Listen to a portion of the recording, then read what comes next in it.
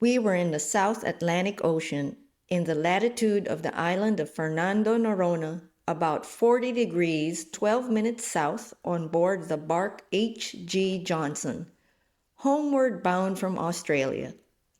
I was the only passenger, and we had safely rounded Cape Horn, with a barometer at 28 degrees 18 minutes, and yet had somehow miraculously escaped an extremely heavy gale, had light northerly and easterly winds till we reached 20 degrees, and thence the southeast trades were sending us fast on our way to the equator. I sat on deck smoking my pipe, with a glorious full moon shedding its bright pathway across the blue waters, and chatting with the first mate, a man some 58 years of age, who had followed the sea since he was a boy. For 20 years or more he had been mate or captain, and many and varied were the experiences he could relate.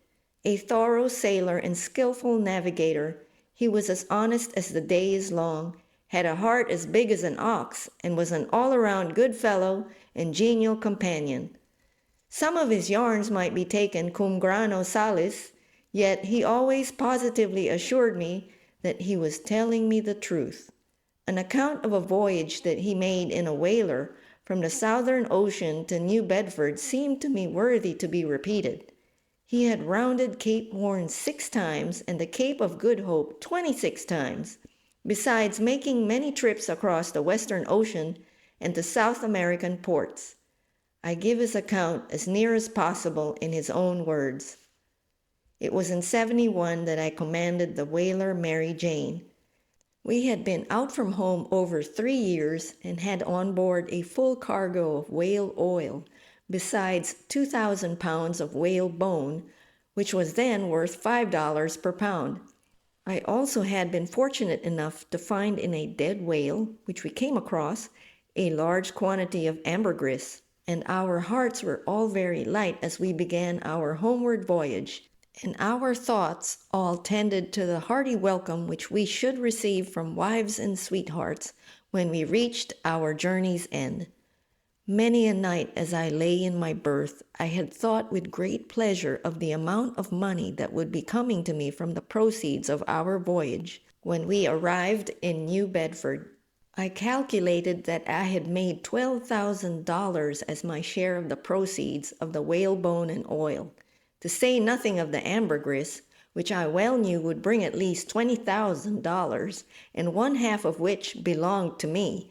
You can therefore imagine that I was well pleased with myself as we went bounding along through the southeast trades. We crossed the equator in longitude 36, and soon after took strong northeast trades, and all was going as well as I could wish. We had put the ship in perfect order, painted her inside and out, and you would never have recognized her as the old whaling ship that had, for 3 years, been plying the Southern Ocean for whales. Never shall I forget an old bull whale that we tackled about 2 degrees to the south of Cape Horn, but that is another story, which I will give you another time. We had just lost the northeast trades and were entering the Gulf Stream. I sat in my cabin with my chart on the table before me rolled up. I had just picked our location on it and was thinking that in a week more I should be at home, surrounded by those near and dear to me, and relating to them the story of my great good fortune. It was always my custom to work up my latitude and longitude about 4 o'clock in the afternoon, and then after supper pick off her position on the chart, have a smoke, and perhaps just before retiring a nip of grog. And then at 8:30 o'clock, as regular as a clock, I would turn in. I am a great smoker, and this day I had been smoking all the afternoon, besides having had 2 or 3 nips. We had a dog on board whom we called Boatswain, who had been out with us all the voyage, and who was afraid of nothing. He had endeared himself to every man on board. And when Boatswain took water, something very serious was in the wind. This night, as I sat in the cabin, I heard a most dismal howl from Boatswain, and called out to the mate to know what was the matter with the dog. He replied that he reckoned some of the men had been teasing him, and the occurrence soon passed from my mind. Suddenly, I saw someone coming down the after companion way into the cabin. I supposed at first it was the mate and wondered that he had not first spoken to me, but then I noticed that he wore clothes I had never seen on the mate, and as he advanced into the cabin, I saw his face. It was the face of a man I had never seen in my life. He was thin and pale and haggard, and as he advanced, he looked about the cabin and at the rolled-up chart on the table. There seemed to be an appeal in his eyes, and then there swept over his face a look of intense disappointment, and before I could move or speak, he had vanished from my sight. Now I am a very practical man, and I at once straightened myself in my chair and said to myself, "Well, old man, you have smoked one too many pipes today, or else you have had one drink too much, for you have been asleep in your chair and seen a ghost." I was quite satisfied that I had had a dream, especially as I called to the mate and asked him if he had seen anyone come below. He said no, that he had not left the deck for the last hour, and the man at the wheel, directly in front of the door, was sure no one had entered the cabin.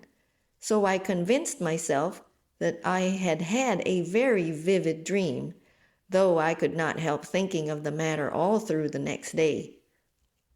At 8 o'clock the next evening, I sat in the same place with my work just finished and the chart lying rolled up on the table before me, when suddenly the dog's dismal howl rang through the ship, and looking up I saw those same legs coming down the after companion.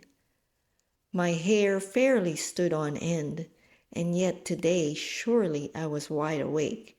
I had only smoked one pipe all day and had not touched a drop of liquor.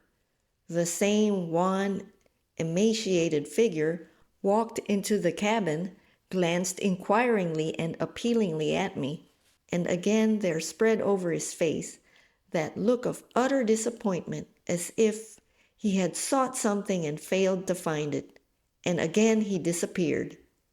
I rushed on deck to the mate and told him all I had seen during the last 2 nights, but he made light of it and assured me I had been asleep or smoking too much. He did not like to suggest that I had been drinking.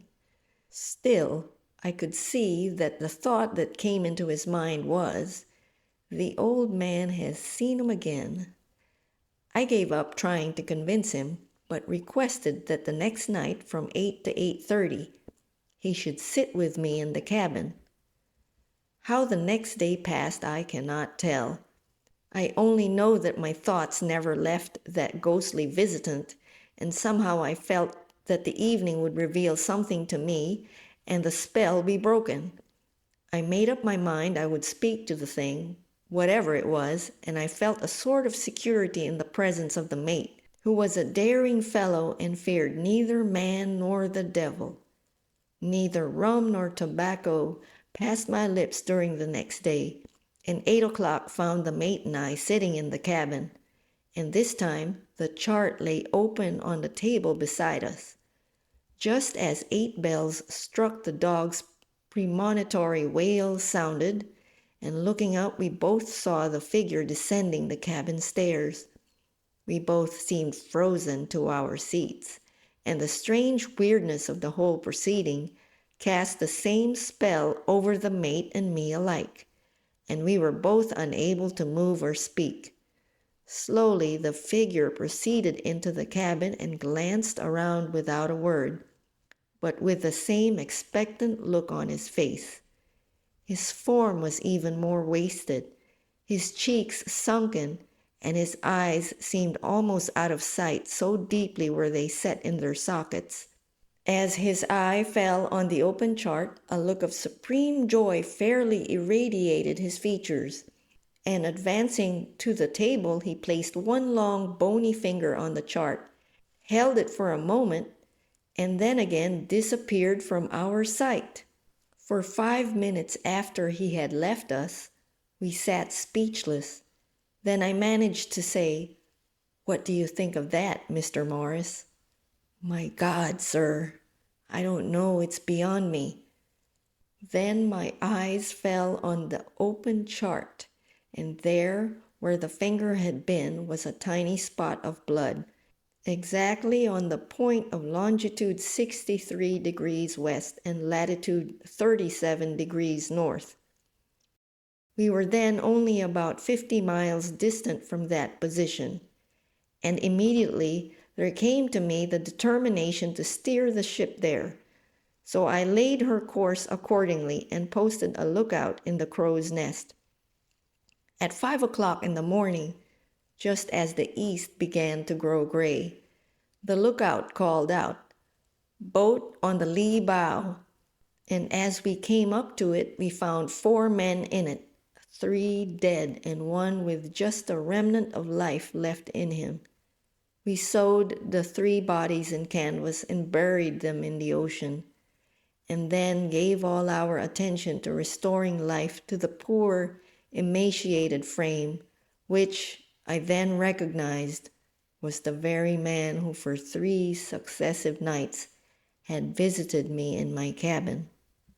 By judicious and careful nursing, life gradually came back to him, and in 4 days' time he was able to sit up and talk with me in the cabin. It seems he commanded the ship Promise, and she had taken fire and been destroyed, and all hands had to take to the boats.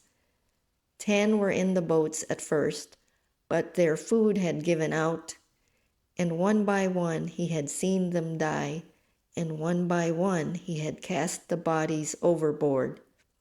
Finally, he lost consciousness and knew not whether his 3 remaining companions were dead or alive.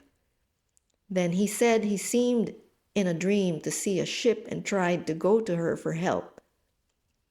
But just as he would be going on board of her, something would seem to keep him back. 3 times in his dreams he tried to visit this ship, and the last time there seemed to come to him a certain satisfaction, and he felt that he had succeeded in his object.